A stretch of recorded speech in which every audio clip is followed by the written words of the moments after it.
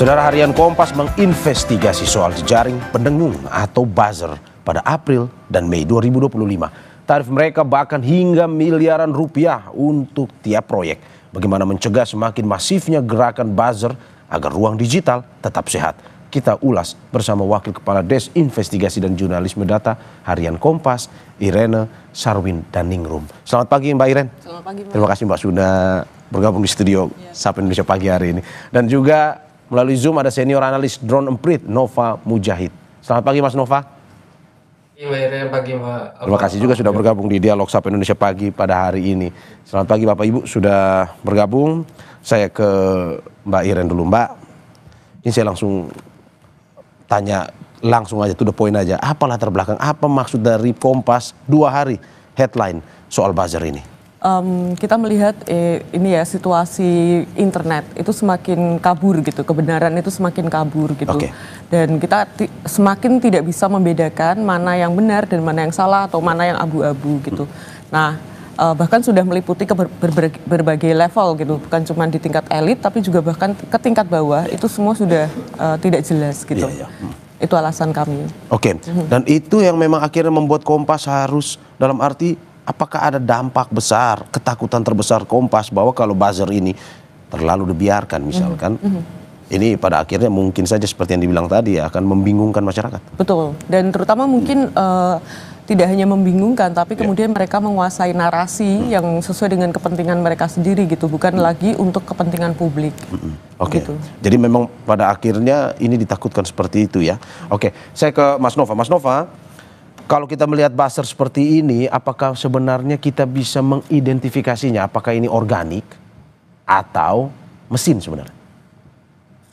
Iya, apakah kita bisa mengidentifikasi suatu postingan atau akun yang memposting itu organik atau akun-akun yang atau postingan yang dilakukan oleh mesin?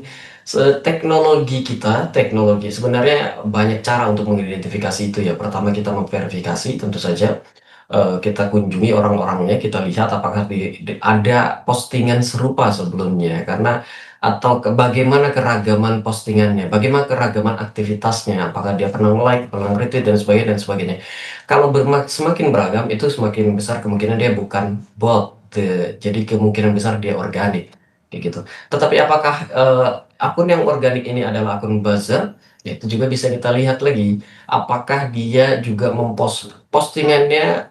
Kalau biasanya buzzer ini punya kecenderungan untuk memposting yang lebih emosional, unggahan-unggahan itu lebih mengarah pada emosional gitu ya. Kalau unggahan-unggahan yang biasa saja, tidak terlalu banyak yang terkait dengan hal-hal seperti itu, biasanya kita akan lihat itu bukan seperti itu. Tapi itu dari sisi pengguna.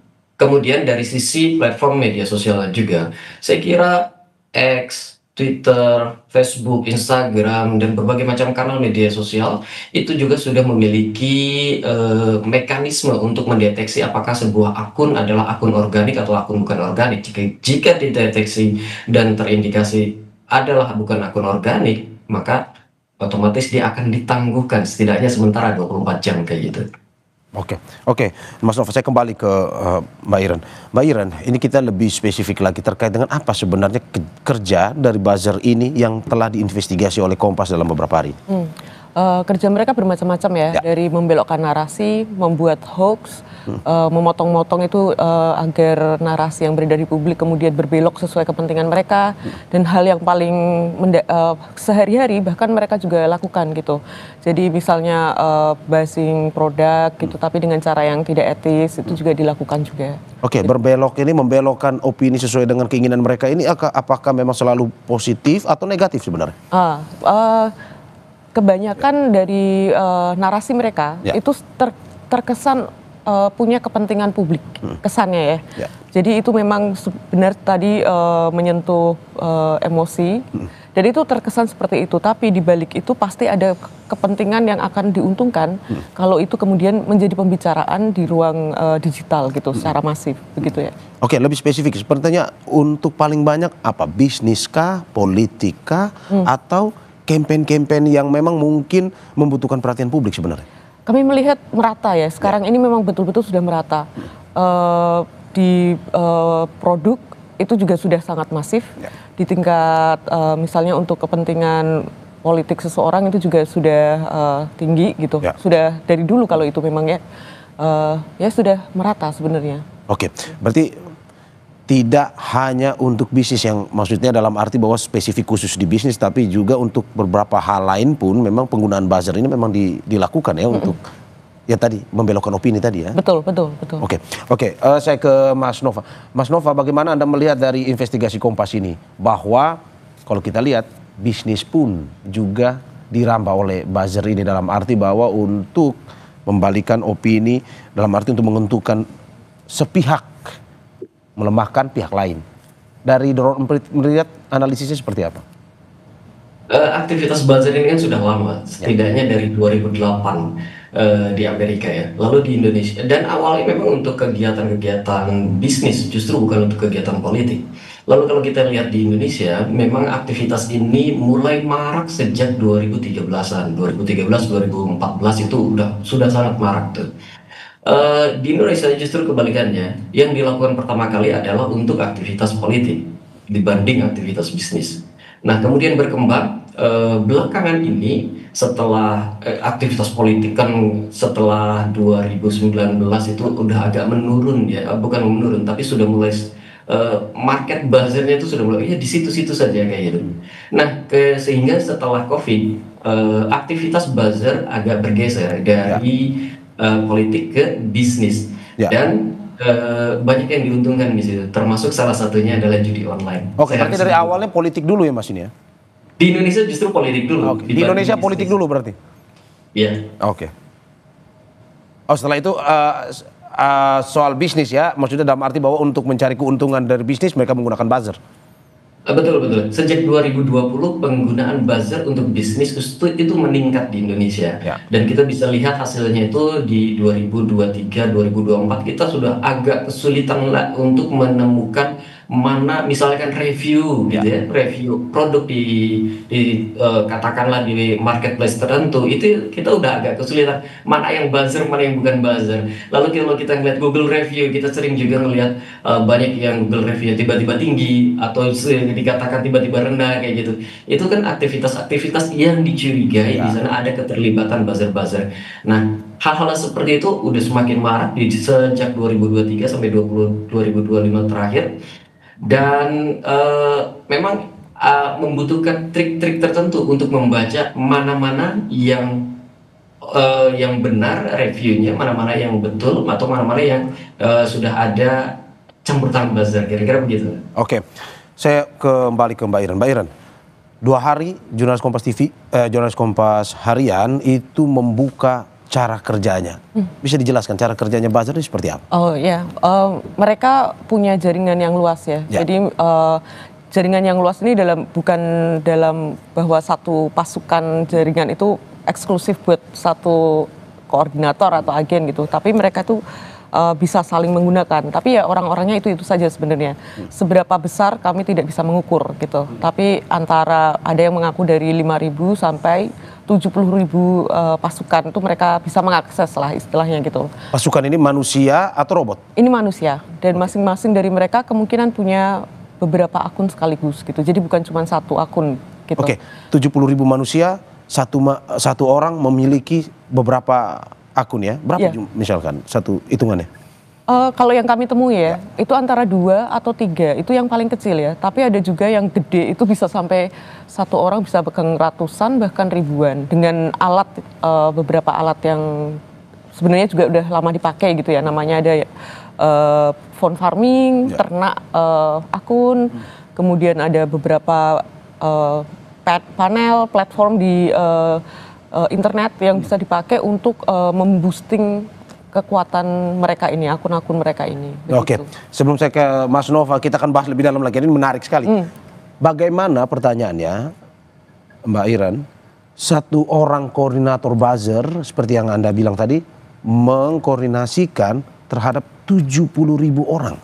Dalam arti bahwa kalau kita hitung saja satu orang memegang 2 akun, berarti ada 140.000 akun yang dikoordinasikan. Nah, ini cara kerjanya seperti apa? Jadi mereka terbagi atas beberapa tingkatan ya, beberapa lapis-lapis. Ada koordinator, kemudian kami itu ditunjukkan beberapa grup gitu. Beberapa grup ini ada satu grup tuh antara 200 sampai 250 orang. Ya. Jadi seperti itu caranya. Jadi tidak kemudian masif satu gitu ya, tapi benar-benar kecil-kecil gitu, kecil-kecil, tapi kan dari satu mereka akan turun ke bawahnya, ada beberapa, kemudian di bawah nyebar lagi, seperti piramida ya modelnya. Oke, berarti ada wakil-wakilnya yang berada di grup itu ya, sebagai ketua-ketua pendampingnya itu. Kalau misalkan dalam waktu seperti itu, apakah memang bekerja dalam satu tempat yang sama, dalam arti bahwa untuk mengkoordinasikan 70.000 orang ya tidak mungkin gampang, dalam arti yang kita ingin tahu apakah memang mereka berada di satu tempat dan waktu yang sama atau dikoordinasikan bisa saja satu di Jakarta, satu di wilayah lain atau gimana sebenarnya? Mereka tersebar ya, jadi setiap dari koordinator ini mereka punya data. Mereka ini orang-orang yang sudah dipercaya, saling mengenal lah dalam jaringan itu paling tidak. Pokoknya mereka bukan orang yang tidak dikenal sama sekali intinya gitu. Tapi mereka semua ada datanya, mungkin di Aceh ada mereka tahu ini siapa, akun anonimnya apa, mungkin akun resminya apa, nomornya apa, sampai di Papua mereka semua tahu ada daftarnya gitu. Gitu. Nah jadi ya tinggal disebar aja, mereka akan bekerja di tempat masing-masing gitu. Mungkin sambil goler-goler gitu ya dan melakukan aktivitas itu gitu. Oke, tadi Anda bilang sambil melakukan di tempat kerja masing-masing. Profesinya apa sebenarnya buzzer ini? Apakah profesinya adalah yang utama adalah buzzer atau ada profesi lain sampingannya buzzer? Dari investigasi Kompas seperti apa? Yang kami temukan ada ibu rumah tangga. Ada ibu rumah tangga? Ada banyak. Oke. Ada karyawan swasta, ada pekerja media sosial, analis media sosial atau apa gitu. Jadi memang mereka punya background yang sangat beragam gitu ya, amat sangat beragam. Sangat beragam dari profesinya, dari segi pendidikannya? Kalau yang tingkat di atas itu sangat-sangat berpendidikan tinggi justru. Jadi yang benar-benar misalnya dia yang merancang kampanye, mereka itu nggak cuman S1 dalam negeri gitu, enggak gitu. Ini kampanye politik, kampanye bisnis? Dua-duanya, jadi mereka tidak terpisahkan. Jadi satu orang yang pegang politik, sekarang juga pegang bisnis gitu.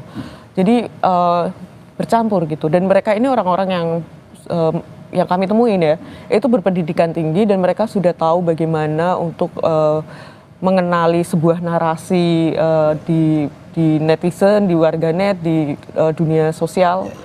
Mereka punya kemahiran dan ilmu, menurut saya komunikasi yang cukup canggih gitu ya. Oke. Kalau Anda bilang seperti itu, apakah yang ingin masyarakat tahu sekarang, buzzer ini bayarannya seperti apa dan berapa? Nah itu juga kami ungkap di salah satu artikel ya. Ada yang satu proyek dapat, ini yang tingkat tinggi sekali ya. Ini bisa sampai miliaran, ada yang sampai... Satu orang? Satu orang miliaran rupiah? Iya, itu miliaran. Satu bulan? Atau satu proyek? Satu proyek. Oh satu proyek? Satu proyek biasanya berapa lama? Tergantung, jadi ada targetnya. Jadi mereka ada kayak capaiannya itu, misalnya isu yang mereka bawa itu menjadi perbincangan di media mainstream. Nah itu berarti target mereka sudah tercapai gitu. Jadi ada beberapa target, entah waktu maupun ada KPI-nya masing-masing gitu. Oke, anggaplah kita politik lah, kampanye, misalkan pilkada kemarin dalam waktu 3 bulan misalkan. 3 bulan itu 1 miliar? Enggak, tidak. Pasti kalau dari yang koordinator ini yang gede ini ya, itu 6 miliar aja kecil loh. 6 miliar saja kecil. Untuk satu orang? Satu orang, tapi dia akan dia akan dibagi ke jaringannya juga pada akhirnya. Oke, jika misalkan yang koordinatornya 1 miliar, buzzer-buzzer yang berada di bawahnya atau yang di dalam kelompoknya berapa? Kita ngomong soal politik ya, ini politik apa saja ya, daerah nasional. Untuk yang politik memang lebih tinggi yang kami dengar ya, dari 80 sampai 100 ribu gitu. 100 ribu orang? Per rupiah. Oh, 100 ribu per rupiah. 100 ribu rupiah per sekali? Sekali aksi, entah itu aksinya apa, mungkin komen, mungkin live, mungkin apa gitu. Oke, saya sederhanakan. Saya komen di sebuah akun, saya dapat 100 ribu. Maksudnya seperti itu? Iya. Oke. Itu untuk yang politik. Tapi untuk yang tadi yang bawah, yang mungkin isu-isu yang tidak beresiko istilahnya gitu, itu yang kami temukan di lapangan itu mungkin cuman 15.000, 20.000, 25.000 gitu. Ya, tapi kemudian ada tangan-tangan lain. Jadi kadang-kadang mereka memberikannya di tingkat bawah ini, mereka masih memberikannya kepada yang lain. Nah, itu yang kita temukan sampai cuman berapa ratus perak, cuman berapa ribu rupiah itu. Karena mereka sudah berada di tangan nggak tahu ke berapa. Gitu. Dan kontennya sendiri ini apakah memang muncul dari pemikiran masing-masing yang mengetik atau memang sudah dikoordinasikan, misalkan sebentar dalam waktu yang ditentukan ini harus posting atau komen soal ini dengan bahasa seperti ini atau bagaimana? Nah, beragam ya. Jadi kalau di tingkat atas mereka yang akan merancang narasi yang dilakukan itu akan dibuat secara general. Jadi kita akan memakai bahan-bahan ini. Nanti di tingkat koordinator itu akan diterjemahkan lebih spesifik lagi. Kemudian ada konten kreator, jadi mereka punya ekosistemnya lengkap. Nah, nanti di tingkat yang paling bawah itu narasinya sudah perintahnya itu sudah sangat spesifik dan sederhana. Jadi misalnya mereka yang langsung komen gitu ya, atau mungkin yang like atau gimana itu sudah sangat sederhana. Jadi komen begini gitu. Oke. Gitu, tingkatannya seperti itu. Sebelum saya ke Mas Nova, Mbak Iren, saya mau tahu dari hasil investigasi Kompas, total jumlah dalam satu kampanye bisnis maupun politik, anggaplah kita ambil politik yang tadi Anda bilang lebih mahal, dengan penghasilan satu orang saja bisa 100.000 satu komen, berapa biaya yang dibutuhkan sebenarnya untuk mengorganisasi buzzer satu proyek? Ya tadi ada yang dapat seorang koordinator itu mengaku dapat satu proyek 6 miliar, tapi itu kecil bagi dia. Kemudian kalau dari penelusuran dokumen, kami dapat beberapa instansi saja dari 2024 sampai 2025 ini ada sekitar 1,4 lah yang terindikasi untuk proyek 1,4 triliun. Triliun. 1,4 triliun hanya untuk pendengung. Iya, untuk pendengung, dan itu kemungkinan hanya puncak gunung es saja yang kami temukan datanya ya. 2 tahun terakhir saja gitu. Dan itu pasti sangat efektif untuk membelokkan opini? Sangat, menurut saya ya. Sangat efektif ya? Iya, beberapa isu yang kita tahu viral kemarin, kami tahu ternyata di baliknya ada dipanasi dulu oleh para buzzer. Isu yang viral ini isu politik, isu ekonomi, isu... Banyak hal. Banyak dari ekonomi, politik, lingkungan. Oke. Banyak. Sebenarnya menarik juga. Mas Nova, ini kita tertegun juga melihat atau mendengar dari kesaksian dari Mbak Iren dan kawan-kawan di Harian Kompas investigasi ini. Bagaimana Anda melihat bahwa begitu besar sampai triliunan rupiah, kita akhirnya melihat begitu banyak buzzer yang bermain di media sosial dengan tujuan tadi, membelokkan opini? Ya, praktek ini kan saya kira puncaknya itu bukan 2003, bukan pada masa kampanye saja sebenarnya. Tetapi setidaknya dalam 10 tahun terakhir industri ini mengalami peningkatan yang cukup signifikan kayak gitu ya. 2005, 2004 adalah kalau kami melihat justru terjadi sedikit penurunan, setidaknya dari dana yang dikeluarkan oleh tadi Mbak Iren sampaikan. Itu kan ada penurunan dibandingkan 2002, 2001 dan sebagainya. Seperti itu. Tapi dan ini bukan praktek yang katakanlah haram di media sosial. Meskipun ini praktek yang agak abu-abu bagi kami, karena beberapa kami dukung penggunaan buzzer, misalkan kampanye-kampanye yang sifatnya penting untuk menunjang ketika masa COVID kayak gitu ya. Ketika masa COVID itu kan butuh sekali narasi-narasi yang melawan narasi-narasi yang anti mainstream kayak gitu. Nah, itu dibutuhkan buzzer. Tetapi di praktik-praktik lain memang ini sangat merugikan kayak gitu. Jadi memang masih sangat abu-abu, dan ini dikembalikan lagi nanti kepada buzzernya masing-masing, kepada para aktornya nanti, dan juga dikembalikan kepada para pemesan narasi itu ya. Seperti itu. Oke. Tetapi saya ingin kasih ini ya, ingin memberikan sedikit masukan untuk teman-teman di media sosial. Meskipun ini hal yang kita temui lazim, tetapi juga ini hal yang perlu diwaspadai. Karenanya para pengguna media sosial sangat penting untuk meningkatkan literasi. selalu berpikir kritis kayak gitu, siapa sih, ada apa di balik narasi ini? Ketika sesuatu hal menjadi trending topik, ketika suatu hal menjadi ramai dikampanyekan, jangan-jangan ada hal lain yang sedang disembunyikan, ada narasi lain yang sedang disampaikan kayak gitu, yang disematkan dengan subtil gitu ya.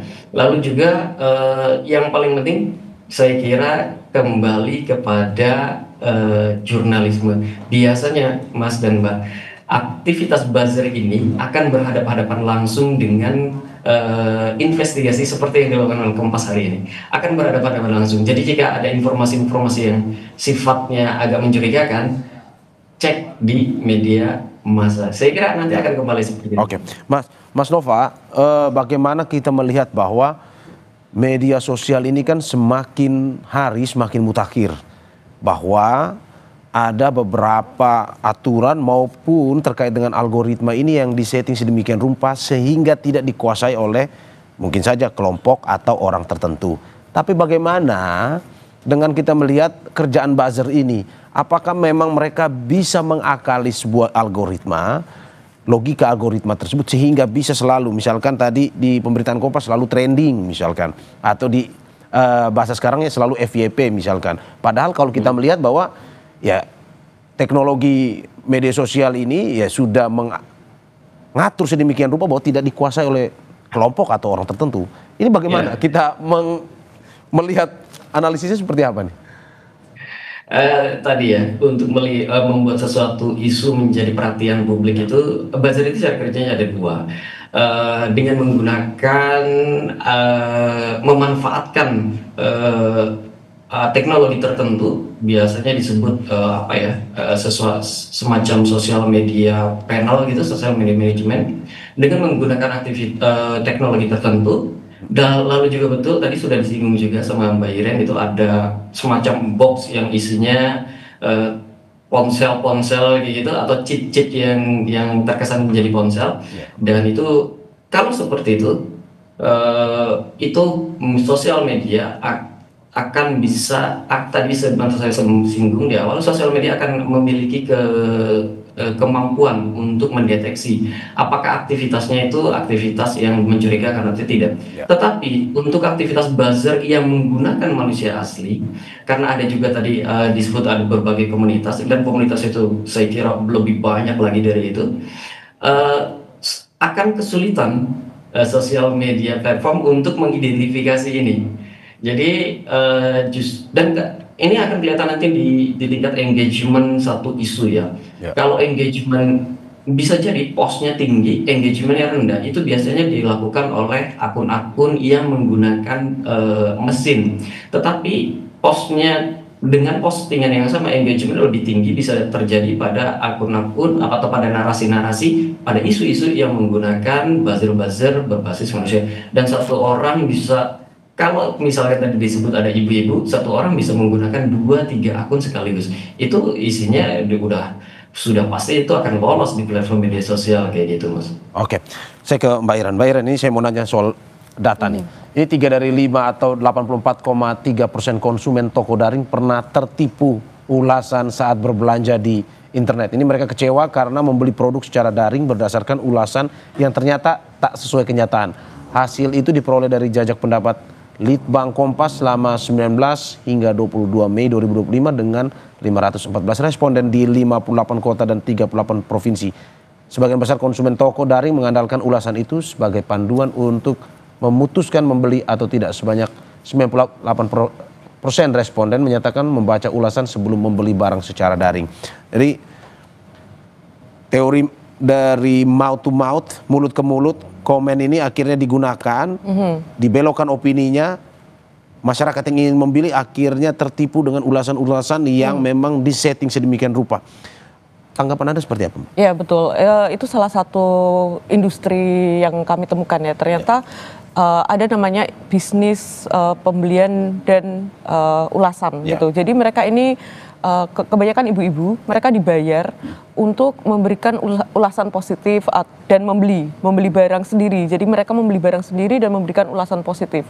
Artinya orang yang melihat akan menilai, oh dia membeli gitu. Jadi dia pasti orang yang nggak yang asli nih, pasti asli begitu. Jadi bukan yang omong kosong gitu. Tapi ternyata bukan. Memang itu dibeli dan digerakkan gitu. Oke, sederhananya seperti apa? Saya mau beli baju misalnya.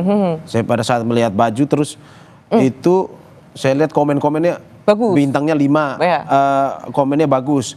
Itu bagian dari penipuan atau pembelokan opini yang dilakukan oleh buzzer atau? Itu persuasi ya menurut saya halus sekali ya. Jadi misalnya orang membuka loka pasar, itu kan pasti ada halaman iklan produk-produk yang diiklankan. Loka pasar e-commerce ya? Ya e-commerce, oke. Kemudian dia melihat, wah barang bagus kan pasti sudah tersaring kan, minat dia itu sudah terbaca oleh algoritma. Kemudian dia akan wah ada barang bagus, dilihat kok komennya bagus banget ya, terus wah beneran nih bagus gitu. Jadi FOMO kan, jadi keinginan untuk membeli itu semakin tinggi gitu. Jadi itu bukan dia, ini adalah bentuk soft selling ya kalau dibilang beberapa ahli, ini bentuk soft selling. Jadi mereka membujuk dengan memberi kesaksian gitu. Review adalah soft selling paling efektif menurut Anda? Sangat efektif menurut saya gitu. Dan itu dikuatkan oleh jejak pendapat Litbang ya, bahwa mereka sebagian besar sangat percaya dengan ulasan untuk sebelum membeli produk pada akhirnya. Jadi kalau teknisnya tadi secara sederhana mereka pura-pura membeli, terus mereka melakukan review di situ atau bagaimana tadi? Ada yang pura-pura, jadi barang tidak dikirim. Jadi tapi mereka melakukan pembayaran resmi, check out resmi itu dilakukan, tapi barang tidak dikirim. Ada yang betul-betul melakukan, jadi barang dikirim prosesnya sangat biasa gitu. Tapi mereka adalah buzzer? Mereka adalah buzzer yang dibayar untuk melakukannya. Oke, jadi memang ini untuk meningkatkan dalam arti bahwa poin dari satu toko tertentu ini ya? Betul, supaya toko itu dipercaya, begitu, bahwa barangnya bagus. Oke, dari hasil investigasi yang dilakukan Harian Kompas, karena ini mungkin memang ya saya juga salah satu pengguna loka pasar tadi, bahwa kita juga sering melihat bahwa ini reviewnya benar atau tidak. Bagaimana sebenarnya masyarakat awam seperti saya ini membedakan bahwa ini akun benar yang memang betul-betul membeli, karena kan ada review juga sampai memfotonya, memvideokannya. Dan itu ada dalam perintah loh. Perintah untuk pakai foto ini, pakai video ini. Oke, nah bagaimana seorang awam bisa membedakan bahwa ini review benar mereka yang membeli organik, masyarakat organik, dan ini adalah buzzer? Kalau dari seorang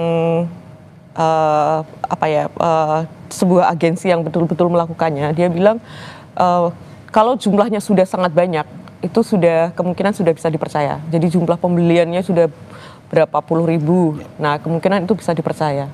Nah, tapi di luar itu ya susah. Dia bilang kita tidak akan bisa tahu lagi, tidak bisa lagi mengandalkan itu gitu. Kalau pembeliannya masih di bawah ya, di bawah 20.000 atau di bawah berapa, itu akan sangat sulit dideteksi.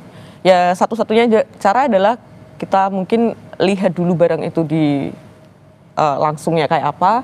Baru kemudian kalau mau beli di loka pasarnya ya nggak apa-apa beli lagi, tapi kita sudah memastikan oh bagus beneran gitu. Bahkan agensi yang sering mengatur pun kesulitan untuk membedakan ini buzzer. Oh iya, dia bilang itu, dia bilang nggak ada yang bisa lagi dipercaya gitu. Sudah tidak ada lagi yang bisa diandalkan ulasan di berbagai platform itu. Nah, ini quotes-nya untuk buzzer nih. Mas Nova, tidak ada lagi yang bisa dipercaya dan tidak lagi yang bisa diandalkan untuk bisa mempercayai suatu produk ini benar, asli, bagus atau tidak. Dari Drone Emprit melihat bagaimana? Ini masyarakat awam betulkah sudah susah membedakan ini produk yang benar bagus sesuai dengan review organik atau produk yang memang sebenarnya dibuat-buat bagusnya? Betul, akan susah sekali. Karenanya dianjurkan ketika kita melihat di e-commerce, melihat review, itu lihat review yang paling buruknya seperti apa. Baru kemudian kita lihat kalau reviewnya seperti ini, kira-kira untuk penjualan sebanyak ini masuk akal atau tidak. Yang kedua kita lihat juga tokonya itu sudah berdiri berapa lama. Kalau baru 1 tahun, baru 1 bulan, 3 bulan, dan ternyata penjualannya sangat tinggi, harus dicurigai juga apakah penjualannya itu diatur sedemikian rupa, apakah orang menjual, apakah toko memberikan uang kepada pembeli gitu untuk membeli barangnya, lalu membuat review seperti itu atau kayak gimana kayak itu. Jadi harus diakui, dan memang agak-agak sulit untuk membedakan itu. Saya kira memang begitu kondisinya sekarang. Oke. Mas. Oke. Mungkin bisa saya tambahkan ya, untuk Ya. yang terkait tadi. Jadi beberapa e-commerce besar itu sudah sangat memerangi. Mereka sudah punya beberapa cara juga untuk mengantisipasi itu gitu. Oke. Jadi mereka merasa sangat dirugikan dengan praktik ini, dan langkah-langkah yang mereka ambil menurut saya sudah cukup baik ya. Sudah cukup mulai tegas, mulai apa begitu, itu bagus. Oke. Ini kita closing dari Mbak Iren terkait dengan bagaimana dari hasil investigasi pasti ada konklusinya. Bagaimana masyarakat pada akhirnya seperti yang tadi mungkin sudah sedikit dibocorkan oleh Mas Nova, bahwa ya kembali ke misalkan media mainstream lah, media massa yang memang punya tingkat kredibilitas tinggi. Tapi bagaimana masyarakat awam ini pada akhirnya tidak terlalu terpengaruh lah, karena ini kan sudah menjamur, tidak terlalu terpengaruh, belajar untuk tidak bisa terbawa dengan opini-opini publik yang dibelokkan oleh buzzer ini. Menurut saya memang peran pemerintah juga sangat dibutuhkan ya. Jadi bagaimana pemerintah ini harus membuat sebuah mungkin kebijakan atau apa untuk bisa meningkatkan literasi digital masyarakat di tingkat bawah, tapi dengan cara yang tidak teoritis, tapi betul-betul yang praktis dan bisa diaplikasi gitu ke masyarakat. Entah mungkin memperbanyak perpustakaan daerah atau mungkin dengan ya banyak hal, tapi itu butuh political will menurut saya untuk membuatnya secara masif sampai ke tingkat bawah. Oke, berarti ada tidak hanya dengan teori, imbauan dan segala macam, tapi butuh sebuah langkah nyata ya. Betul. Ya. Oke, saya ke Mas Nova. Mas Nova, apa solusi tadi sudah dari pemerintah, dalam arti bahwa pemerintah butuh langkah nyata. Menurut Anda perlu juga peran pemerintah yang lebih besar dalam untuk bisa mengatur para buzzer ini? Mengatur para buzzer kayaknya tidak agak sulit itu dilakukan ya. Tetapi butuh kolaborasi untuk menciptakan ruang digital yang sehat antara pemerintah dan netizen. Itu adalah hal yang wajib kayak itu. Dan fondasi itu semua adalah literasi. Selama ini literasi yang paling kentara di media sosial itu dilakukan oleh komunitas-komunitas. Pemerintah lebih banyak berbicara, lebih banyak mengambil fungsi di peraturan ya, di mereka mengambil fungsi di sana. Dan saya kira harus diajak kolaborasi, itu tidak bisa berjalan masing-masing sendiri. Netizen, komunitas, dan pemerintah, seperti itu kira-kira. Oke, berarti peran pemerintah secara langsung, tapi juga tidak melupakan literasi, di mana literasi ini bagian dari pencegahan agar masyarakat tidak tertipu lagi dengan opini publik yang dilakukan oleh para buzzer ini. Terima kasih Wakil Kepala Des Investigasi dan Jurnalisme Data Harian Kompas, Irene Sarwidandingrum, dan juga terima kasih Senior Analis Drone Emprit, Nova Mujahid, atas apa yang disampaikan hari ini. Selamat pagi Bapak, Ibu, dan juga sehat-sehat selalu. Terima kasih. Terima kasih.